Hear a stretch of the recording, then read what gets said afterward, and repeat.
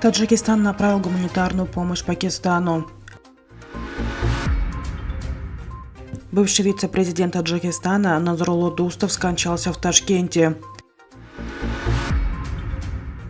Украинская армия потеряла погибшими до 13 тысяч военных.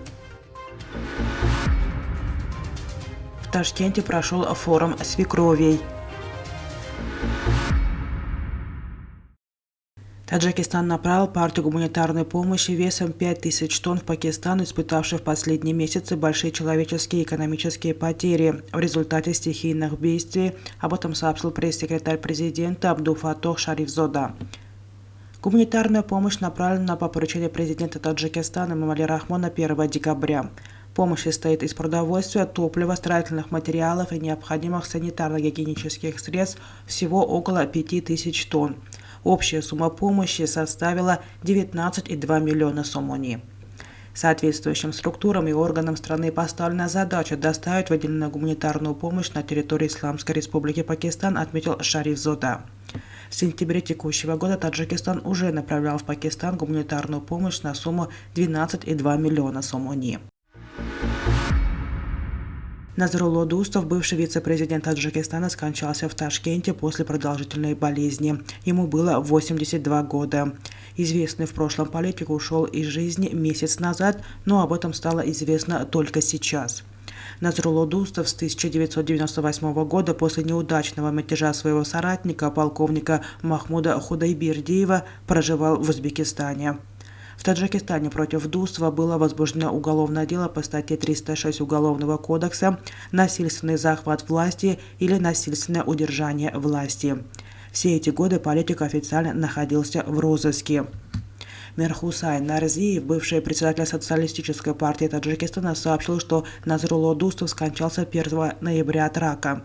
Похоронили известного в прошлом политика на одном из кладбищ Ташкента. На прошлой неделе в столице Узбекистана состоялся вечер памяти Дустова. По словам Мирхусейна Назриева, бывший вице-президент Таджикистана до конца жизни оставался членом СПТ. Советник руководителя Офиса президента Украины Михаил Подоляк заявил, что с февраля погибли от 10 тысяч до 13 тысяч украинских военных. Он также назвал ошибочную оценку главы Еврокомиссии Урсулы фон дер Ляйен, которая говорила о 100 тысяч погибших.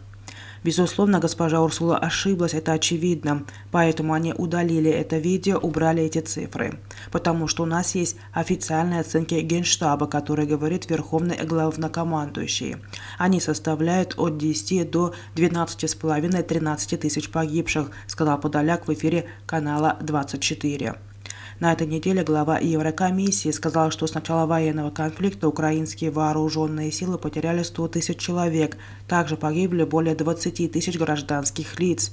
В тот же день ее выступление было скорректировано и упоминание о 100 тысяч погибших убрали. В Еврокомиссии пояснили, что озвученная цифра также включала количество раненых. Украина не раскрывала свои потери среди военнослужащих с августа. Тогда сообщалось о 9 тысяч погибших. Министр обороны России Сергей Шойгу в конце сентября утверждал, что Украина потеряла 61 207 военных убитыми и 49 368 ранеными.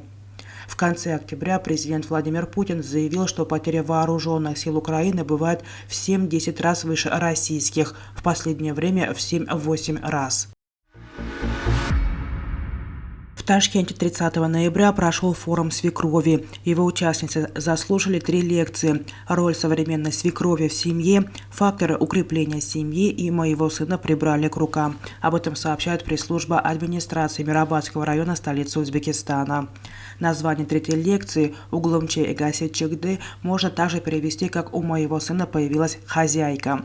Форум прошел во дворце железнодорожников. Его организовал Хакимият Ташкента, собрав активных свекровей, местных активисток, ученых, юристов и представителей СМИ. Целью проведения данного мероприятия было налаживание эффективного взаимодействия между министерствами и ведомствами, ответственными за реализацию плана мероприятия по созданию ташкентского опыта поддержки женщин, повышения их духовности, культуры и социальной активности, сообщили в Мирабадском хакимияте. Одна из участниц форума, психолог Шойра Исакова, рассказала газете .уз, что в форуме участвовали как образцовые свекрови, так и те, у кого есть проблемы в семье. Цель организации форума – повысить роль и место свекрови в укреплении семьи, не допускать их вмешательства в жизни молодых семей, расширить ряды современных свекровей, поскольку жить старомодными взглядами сейчас не время. По словам Исаковой, средства из государственного бюджета на проведение форума не тратились.